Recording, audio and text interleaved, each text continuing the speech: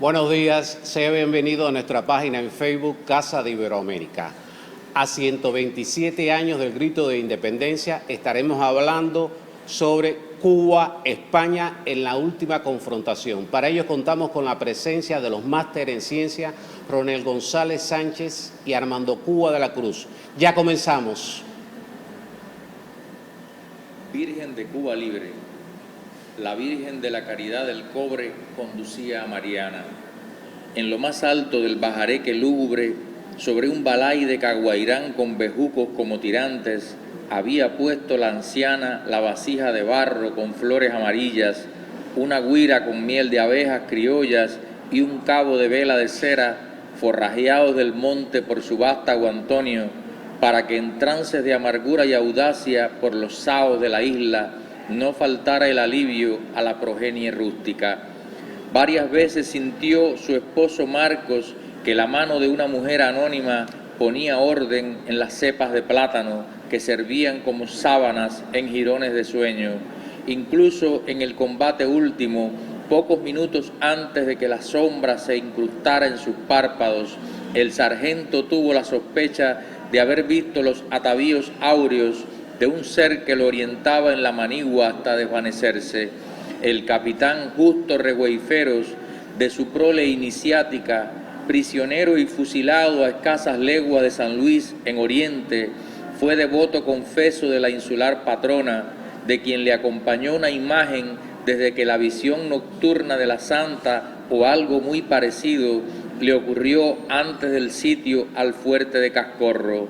El mismo mayor general José Antonio de la Caridad Maceo Grajales, quien evadía mencionar la presencia que su madre había hecho notoria en el fiel de su nombre, veía en lo más íntimo la orla de misterio sobre sus cicatrices y disertaba sobre la irrefrenable súplica por sus itinerarios hasta su epílogo en las llanadas de San Pedro.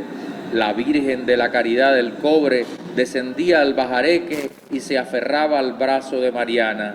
Dicen que la familia podía presentirlo porque una ráfaga de viento estremecía el monte. Poesía es pensamiento. Poesía indudablemente estremece el alma, que es estremecer al ser humano, crea historia, hace historia y ella es en sí misma historia. Yo creo que lo que nos reía ahora el escritor, el poeta, el investigador Ronel González es una buena muestra de ello. No en balde un poeta, un escritor, un hombre de gagarra intelectual de José Martí es quien organiza la guerra del 95. Esa fue indudablemente, como diría Máximo Gómez en una carta memorable a Antonio Maceo, la que le dice: esta guerra general la haremos usted y yo, pero es la guerra de Martí. Es la guerra de Martí porque Martí es quien la ha organizado. Y realmente el espíritu martiano va a estar presente no solo durante toda la guerra, llega hasta hoy. Los ecos y la presencia intelectual, política, espiritual, ideológica de José Martí es permanente en el pueblo cubano.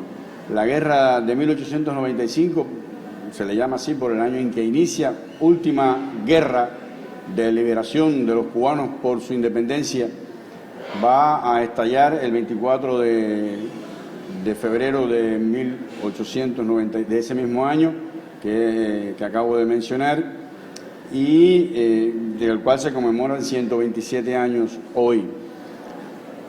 Fue de las guerras de liberación cubanas la mejor preparada. No tengo la menor duda de que fue una guerra muy bien preparada, largos años de trabajo en el exterior, indudablemente la comunicación hacia el interior de la isla fue superior, la creación de un partido que no era un partido político, era un Frente de Liberación Nacional, y creo que esto es importante. Martí lo dice en un memorable texto al entrar a la guerra en su tercer año, al entrar en el tercer año de la fundación del Partido Revolucionario Cubano, y Martí dice: el Partido Revolucionario Cubano no es lo que los partidos políticos suelen ser. no es una mera agrupación para alcanzar el poder, es para alcanzar la independencia, para organizar y lograr la independencia y contribuir después, por supuesto, como decían las bases del partido, de este Frente de Liberación Nacional, a la independencia de Puerto Rico. Yo creo que los elementos de la guerra en sí misma, de los episodios bélicos de la guerra son bastante conocidos. Pienso, sin embargo, que es necesario ir ahondar en los aspectos del constitucionalismo, de cómo los cubanos fueron dándose sus leyes, cómo los cubanos fueron haciendo la república en medio de la guerra, y creo que esto es importante.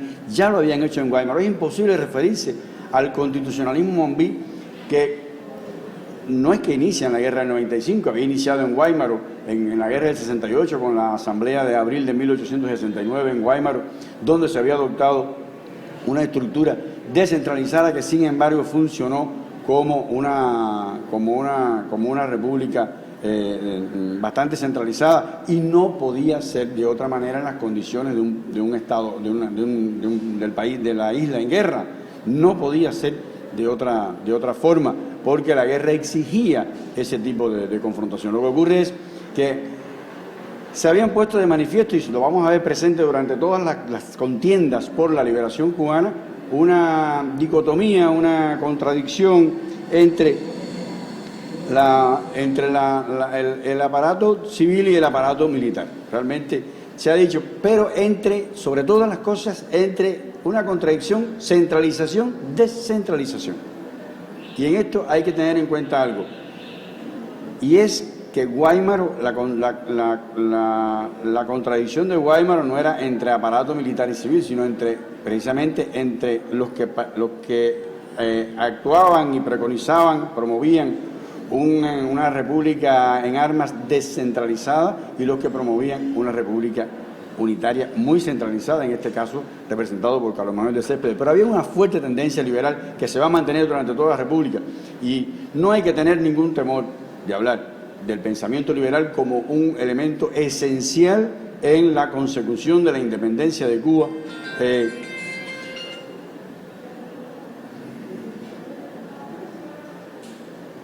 En la consecución de la independencia de Cuba. Creo que es esencial el poder, haber contado con un pensamiento liberal importante, representado por, en primer lugar, Agramonte, Cisneros en Camagüey. El propio Céspedes era de un pensamiento liberal muy fuerte, y haber contado con que los inicios del pensamiento y de la Cuba que se pensó desde los inicios del siglo XIX y aún antes, a finales del XVIII, es una Cuba construida a partir del pensamiento liberal, a partir de la ideología liberal. Creo que esto es importante para poder entender que todo lo que se mueve dentro de la práctica política cubana tiene una fundamentación liberal durante la guerra de independencia y posterior a la guerra de independencia. Esto creo que es un aspecto que debemos tener en cuenta al hablar de esto y al hablar del constitucionalismo. Lo que ocurre en Guaymaro lo voy a decir con palabras de Martí, que quizás, como dice Martí, hubo una forma, quizás en Guaymaro hay una forma, dice Martí, que sobre, pero no hay un derecho que falte. Y creo que ahí está una de las esencias de la lucha de los cubanos por la independencia. Independencia y libertad. Y creo que en este asunto la poesía tiene también, Ronel, una función importante, dada la fuerte carga espiritual, la fuerte carga ética, la fuerte impronta que la poesía le va, y la literatura en general, no solo la poesía, le va a imponer. Ahí están los poetas de la guerra del 68, que tú has estudiado. Yo sé que has estudiado, por lo menos que yo conozca, lo has estudiado con profundidad. No voy a decir los más o los menos porque no lo he leído todo y tendría que haberlo leído todo para comparar, pero sé que lo has estudiado con profundidad. Fuiste quien me enseñó que no era Martí quien había hecho aquella compilación, sino que había sido Serafín Sánchez, el espirituano. Y creo que por ahí andan las cosas, porque hay mucho de historia y de política en aquella poesía, y hay mucho de poesía en la historia política cubana. Y creo que en este que por ahí anda uno de los elementos esenciales de la historia de Cuba. Hoy se afinca y siempre, no voy a decir hoy porque los presentismos en historia no son muy recomendables a la hora de hablar de estos asuntos, ni aún a nivel de términos.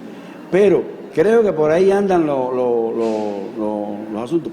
La historia de Cuba está marcada por nace Cuba a partir de una conjunción de política y literatura. ¿Qué es sino espejo de paciencia? Si no es una historia contada de forma poética. No voy a hablar de eso porque de eso tú conoces mucho más que yo y podías darnos una conferencia y tomarnos toda la mañana hablando de estos asuntos. Pero lo que quiero decir es esto precisamente.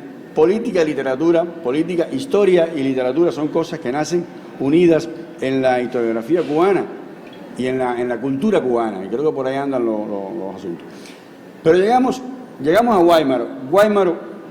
Es decir, llegamos hasta Guaymaro y damos un salto entonces al 95. ¿Qué ha pasado aquí? En el ámbito cultural, Ronel, yo no sé, en el ámbito de la poesía, en el ámbito del mundo de la cultura, de las letras, ¿qué ha estado ocurriendo durante ese periodo, además de los poetas de la guerra? Claro, es muy importante. Yo creo que los poetas cubanos debemos sentirnos muy honrados y muy felices, digamos, por la dignidad de que las guerras de independencia nacen también desde la poesía, ¿no? Y por supuesto que quizás no eran grandes poetas, pero sí fueron poetas atendibles en la historia de la literatura cubana, como lo fue Carlos Manuel de Céspedes, que ahí están en las compilaciones de manuscritos, de documentos, también aparece la poesía de Céspedes. Y está, por supuesto, que Perucho Figueredo, y están otros poetas que iniciaron las gestas independentistas del 68. Pero en ese periodo entre guerras, por ejemplo, hay momentos tan hermosos como los conciertos que hizo José White, el gran pianista, y lo hacían para recaudar fondos para la contienda independentista. Sobre esos temas también escribí algo, un poema que anda en un libro por ahí inédito. Y es interesante cómo el gran poeta de la guerra del 95, por supuesto, que es José Martín, evidentemente, y que además los poetas tendemos a decir por el mismo Cintio Vitier que el gran poema aparte de la organización de la guerra y de haber dado su vida por la gesta de la independencia, el gran poema de Martí, ya como documento, es el diario, son los diarios de campaña, por supuesto, la belleza que logra Martí en esa escritura que está en medio del deslumbramiento por la naturaleza cubana, por volver a Cuba, por redescubrir la patria, aquella patria que apenas conocía, o sea, que había estado naciendo en las sombras, ¿no? Y Martí está apropiándose de esa naturaleza y lo hace de una manera bellísima. Por supuesto que aquel texto que dice que la noche bella no deja dormir, que silba el grillo y el lagartijo quinquiquea. Recuerdo incluso, hay una historiadora que decía que eso de que un lagartijo quinquiqueara, eso no podía ser, ¿no? Y los que hemos nacido en el campo sabemos que hay entre los... así hay una especie de lagartijo que por las noches emite un sonido que parece un quinquiqueo, ¿no? Por decirlo con un término más bien muy popular, digamos, muy del campo cubano. Martí escuchaba aquellas palabras y las iba anotando, iba dejando ese testimonio en sus diarios. No es que él conociera todas esas cosas de las que habla, me imagino, pero sí se iba deslumbrando, iba construyendo su gran poema que son los diarios de campaña. De manera que la poesía está dentro de las guerras, ese deslumbramiento, eso que viene desde el espejo de paciencia, como decía Armando Cuba, un historiador importante de Holguín, que nos acompañan hoy. Y entonces, cómo la poesía está en el deslumbramiento, cómo los poetas de la guerra, Martí en el prólogo a ese libro, a esa compilación que hace Serafín Sánchez, dice que aquella frase tan conocida por todos de que aquellos poetas rimaban mal pero morían bien, ¿no? Ahí está un poema importante digamos, muy bien escrito, que son unas décimas escritas por el coronel Fernando Figueredo, que son al combate de Báguanos. Esas décimas están recogidas en la historia de la décima Holguín, de la décima escrita. O sea que sí, hay textos atendibles, quizás no son poemas trascendentes ni mucho menos, pero sí, y hay anécdotas del campamento Mambí, sobre todo lo que ocurría en las filas de Serafín Sánchez, ¿no? Y situaciones de ese tipo que están recogidas y que aparecen y que forman parte de ese imaginario también en el que está la poesía cubana.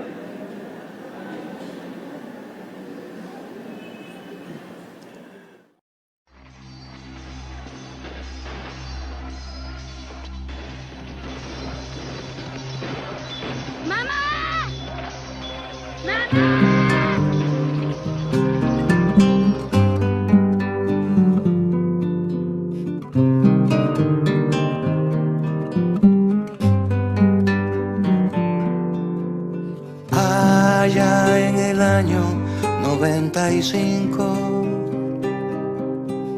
y por las selvas del Mayarí, una mañana dejó el bohío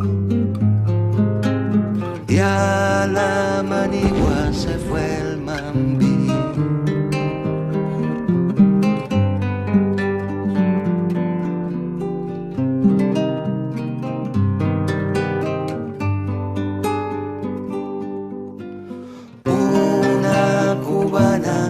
Que era su encanto,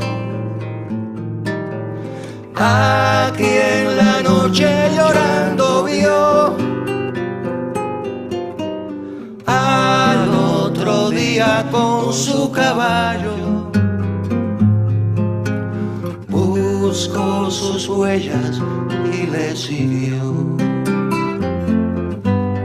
Aquella niña de faz trigueña, de ojos más negros que la maldad, unió su fuego a mi fiereza y dio su vida a la libertad.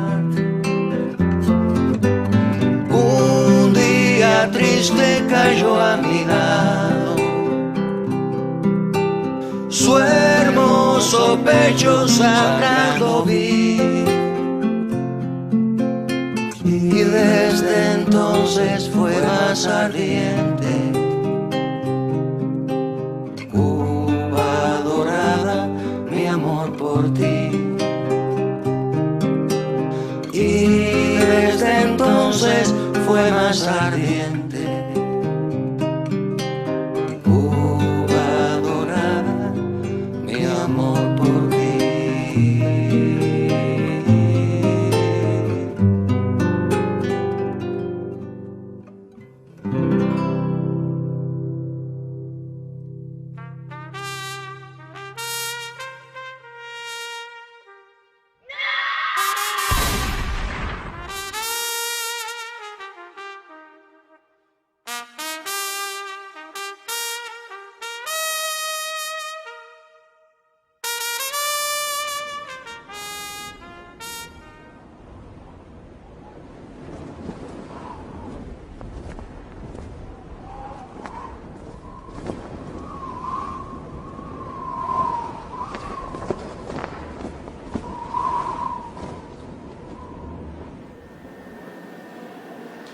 Al llegar a la revolución del 95, como gustamos mucho de decir, es una revolución que llega en otras condiciones históricas. No por gusto ha habido un desarrollo del capitalismo, hay una nacionalidad más madura, no es que no existe el regionalismo, a veces nos confundimos y en aras de demostrar el avance de la nacionalidad cubana, pues se llega no a negar, pero sí a ignorar la existencia de regionalismo. Existió regionalismo en las guerras, en todas las guerras de independencia.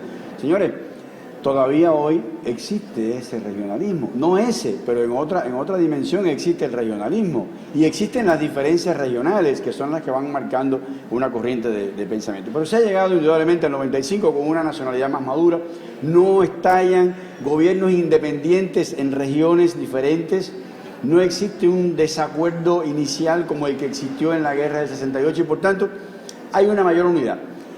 indudablemente que hay una mayor unidad, además de la labor de preparación de la guerra. No voy a personalizar, pero siempre pensamos en José Martí y en su labor, en su magna obra por alcanzar la unidad durante la preparación durante los años de preparación de la guerra necesaria. Estalla la guerra, desembarcan en abril los principales jefes de la guerra porque había fracasado las expediciones que venían del exterior en enero. En fin, ocurren todos estos acontecimientos que van a ir, son obstáculos que la guerra y que los hombres que tuvieron en sus manos las grandes decisiones políticas y militares para la guerra tuvieron que enfrentar y tuvieron que superar, tuvieron que solucionar para poder desarrollar una guerra nueva, una nueva etapa de la guerra iniciada en el 68, como diría Martí Gómez en el manifiesto de Montecristi, pero indudablemente se llegaba con un mayor nivel de unidad a la revolución. Y llega Martí, desembarca, ustedes conocen esta historia, ocurre lamentablemente la muerte en combate del apóstol de la independencia de Cuba el 19 de mayo, pero va a continuar la revolución ahora en el campo de las armas y se va a tratar de ordenar, o se va a ordenar esa revolución en la Asamblea de Humahuayú de septiembre de 1895. Es precisamente en esta asamblea donde existe el primer, digamos, una fortísima contradicción entre liberales. No vamos a hablar ahora de que si unos eran conservadores u otros eran más conservadores. Las etiquetas a veces huelgan en estos asuntos de quién era más o quién era menos. Maceo era tan liberal como Martí, Gómez era tan liberal como Manduley, en fin, o como Cisneros, que es el único hombre que participa en todos los procesos constitucionales mambises y en el de 1901. Es una figura muy interesante que creo que hay que estudiar con mayor hondura, sobre todo sacarla del ámbito camagüeyano y del estudio que han hecho desde el Camagüey y traerla un poco más acá, porque a veces cometemos determinadas injusticias al evaluar a las personalidades históricas. Pero bueno, allí en Jimaguayú, septiembre de 1895, se presentan dos proyectos. Un proyecto elaborado por el primer cuerpo de ejército en lo que se dio en llamar el Parlamento de Bijarú, primer cuerpo de ejército mandado por Antonio Maceo. Y allí se reúnen un grupo, los delegados que iban a estar posteriormente van a estar en Jimaguayú, se reúnen allí en Bijarú, zona de la actual provincia de Holguín, en el municipio de Báguanos, si no me falla muy bien mi cuasi desconocimiento es que es tan cambiante la división política cubana que yo no sé a qué atenerme a veces, ¿no? Pero bueno, lo cierto es que allí en Bijarú se reúnen y elaboran un primer proyecto. Este proyecto, el proyecto del primer cuerpo de ejército, es un proyecto liberal. Y los sectores que se han dado en llamar los más liberales elaboran un segundo proyecto. Ahí está el grupo liderado por Cosme de la Torriente. Este grupo es un grupo, son dos tendencias muy bien preparadas en el orden intelectual, en el orden del pensamiento jurídico. Pero cuando se llega a Jimaguayú, se decide tomar como base para las discusiones el proyecto que, de acuerdo con los criterios de los asambleístas, era el más completo, el de primer cuerpo. Este proyecto tiene todo una estructura constitucional de tradición latina exacto, pero tiene un artículo que es el que plantea que el general en jefe sea el presidente de la República en armas y que el lugarteniente general sea el vicepresidente. Esa fue la manzana de la discordia de la Asamblea de Jimaguayú. Pero cuando usted adopta, si usted se detiene, amigo mío, compare la Constitución de Jimaguayú con el proyecto elaborado en Bijarú, con el proyecto del primer cuerpo, que por cierto, les voy a dar un dato, no es secreto, está publicado en las actas de sesiones de las asambleas de representantes y los consejos de gobierno de la guerra del 95, que se publicó entre 1928 y 1932, si no recuerdo mal, por Emeterio Santovenia y Joaquín Llaverías, creo que es importante ir ahí, porque cuando usted compara, les digo, compare usted, amigo mío, que eso no es difícil, en un texto la Constitución de Jimaguayú y compárelo con el texto que está en esas actas que he mencionado y compárelo para que usted vea que lo único de ese proyecto del primer cuerpo que no está en la Constitución de Jimaguayú es que el general en jefe sea el presidente y el lugarteniente general el vicepresidente. Creo que esto es esencial, Ronel. Es esencial porque le da un toque de descentralización, pero cuidado, las constituciones tanto de Jimaguayú como de la Yaya van a ser constituciones más centralizadoras en el orden, en su letra y en su espíritu que la Constitución de Guáimaro. Indudablemente desaparece. Esto es interesante, quizás un día puedan hacerle un poema a esto, quizás un poco más difícil, no sé, de eso valoras tú eres el que hace poesía, yo no puedo decir si la poesía es más difícil que la historia, yo nunca he escrito un libro de poesía, por tanto no puedo establecer esa diferencia. Hay quien dice es más difícil la poesía porque es todo creación, hay otros dicen que la historia, en fin, todo esto tiene sus criterios en dependencia de la parcela que cada uno defienda. Yo no puedo definir porque no soy poeta. Por tanto, en esta comparación, pero quizás desde la poesía pudiera, bueno, es que todo esto es poesía. Claro. Bueno, hay una figura que Armando Cuba ha citado y que es muy importante en nuestras gestas independentistas, aparte de todas las polémicas que hay en torno a él. Me resultó muy difícil escribir un texto porque precisamente están muy encontradas las opiniones, pero la historiadora Elda Sento lo miró con mucho amor, a Salvador Escolástico Cisneros Betancourt. Fíjense qué interesante el nombre incluso de este patriota cubano, ¿no? Y yo escribí un poema que tiene que ver con sus actitudes cuando precisamente logré comprender un poco al ser humano que también fue al gran patriota que lo perdió todo y que terminó al final de su vida solo, enfermo y que además vivió tanto, ¿no? Dice, señalado por ínfulas y actitudes polémicas, tan escolástico como su apellido, antónimo de usurpadores y refrendador en papel cebolla de estatutos modélicos, el prescindible por rivalidades y supuestas envidias, por su palabra y su expresión confusa, escarnecido hasta el insulto por sus contemporáneos, desmitificadores y creadores de fábulas, ni en la posvida emerge aliviado de epítetos, una vez que los hombres, en su manía eterna de conceptuar, enjuician, nada borra el contorno reprensible, como la huella irracional que en la epidermis deja un asador candente. Es la figura de Salvador Cisneros Betancourt, un hombre que necesita más la mirada de la historia y de la poesía también. Un hombre de un concepto, de conceptos éticos sumamente acendrados, sumamente impregnados en su vida y en sus concepciones, que sostuvo muchas veces en minoría, yo diría que la mayoría de las veces estuvo en minoría, y sostuvo los mismos criterios desde 1869 en Weimar hasta 1901 en la asamblea que dio definitiva formación a la República de Cuba. Cuando se opuso a la enmienda Platt. Sí, indudablemente. Es una página, indudablemente. Solo eso hubiera bastado para salvarlo como un patriota entero, como un patriota que no admitía injerencias extrañas.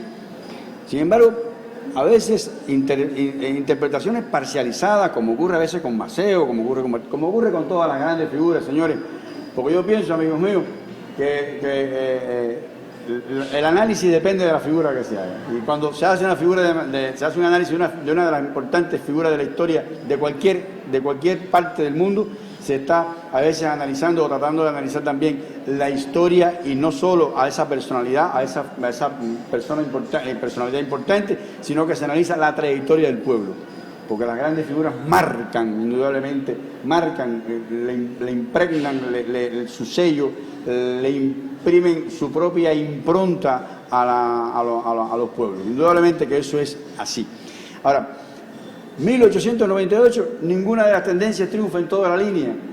Los liberales, los más liberales, digamos, no logran imponer una separación de mandos y una separación de poderes como había ocurrido en Weimar, ni los más unitarios, los republicanos más unitarios, no logran tampoco imponer un mando único, un mando centralizado militar como hubieran querido.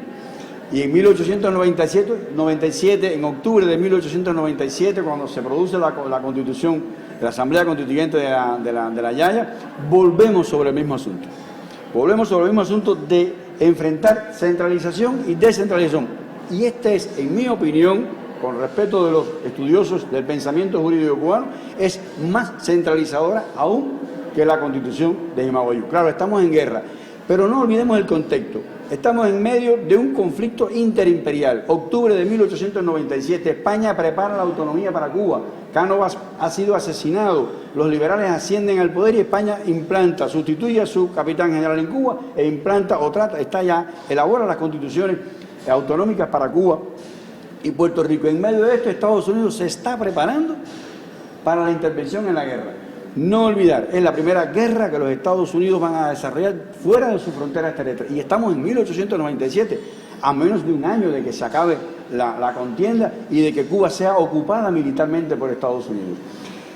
Yo diría, para ir quizás un poco, Ronel, si estamos de acuerdo, bueno, me gustaría que tú terminaras con un poemazo de eso que tú tienes por ahí, pero lo tenemos por ahí, lo tenemos grabado, genial, excelente. Pero para terminar ya, no olvidar que si las constituciones mambisas no previeron nunca, no podían preverlo, una intervención extraña en su guerra, tampoco pienso yo que Estados Unidos tuvo una idea preconcebida de intervenir en la guerra. Creo que hubo mucho de adopción de planes sobre la marcha. Estados Unidos estaba inmerso en la guerra india. No olvidar que en 1890-91 se produce la matanza de Wounded Knee, de rodilla herida, venía a ser más o menos la traducción, donde va a ser el final ya de las guerras indias. Y es que entonces los oficiales que vienen a Cuba, todos, de teniente coronel hacia arriba, los que yo he estudiado por lo menos, todos participaron en las guerras indias. Y ojo, habría que ver hasta dónde esa guerra de intervención en Cuba y la ocupación posterior no tuvo mucho que ver o no tuvo en sí misma mucho de la experiencia que los estadounidenses tuvieron en sus guerras indias. Creo que esto hay que tenerlo en cuenta, porque este es el cierre, como quiera que lo veamos. El cierre de las guerras de independencia en Cuba lo va a dar la ocupación norteamericana y la Constitución de 1901. Esto cierra el ciclo independentista cubano, llámele como usted quiera, pero hay una independencia. Los cubanos son por primera vez ciudadanos cubanos y Cuba va a ser reconocida en el Concierto Internacional de Naciones Independientes y se evitó la anexión.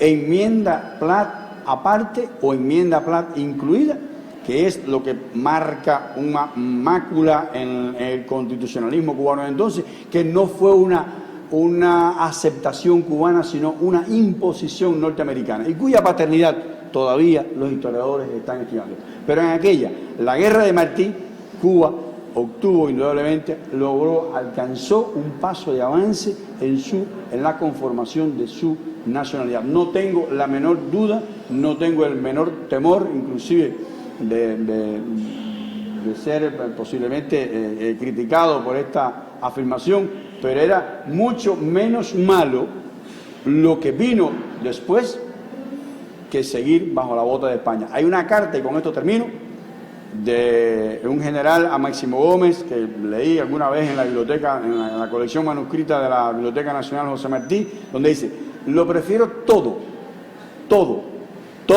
antes que volver a España. Y creo que esa es la idea. La última contienda, la última confrontación, como le llamaba nuestro amigo Ernesto, terminaba indudablemente con un avance en la nacionalidad cubana, con un avance en Cuba hacia el proceso civilizatorio.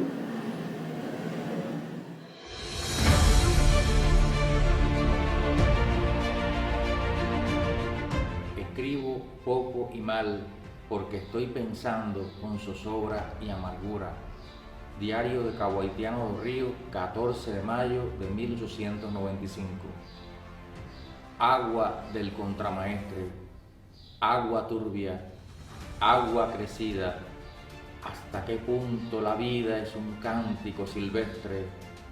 Entre el fango, lo terrestre va enmariguándose, un vado al muslo, el cuerpo angustiado, y en el sopor que lo inhibe, la noche bella proscribe el sueño del delegado.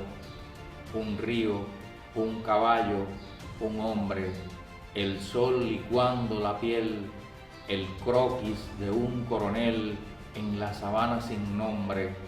Un río, un caballo, un hombre, un paredón de humo infame.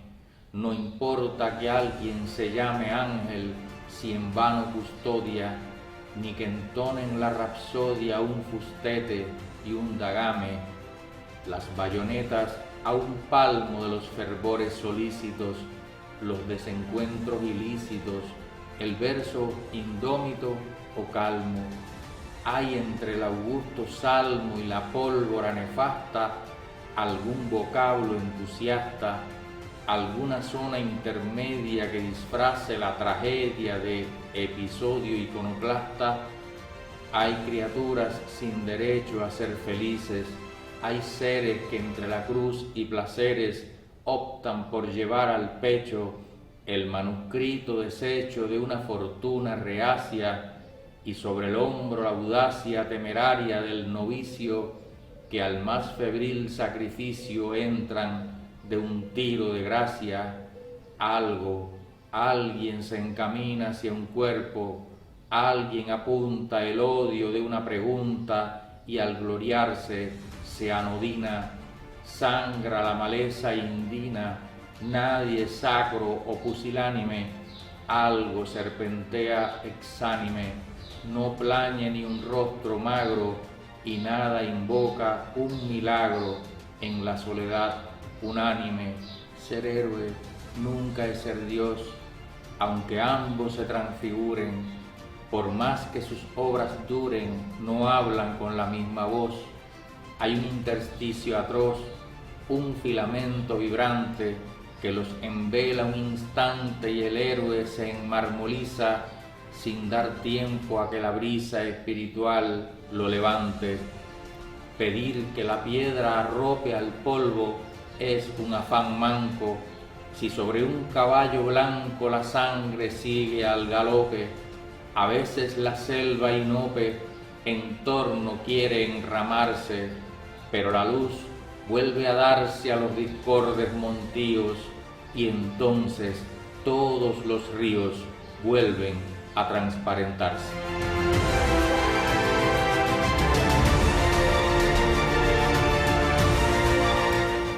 Le doy las gracias a los máster Armando Cuba y Ronel González por este acercamiento a través del panel Cuba-España en la última confrontación.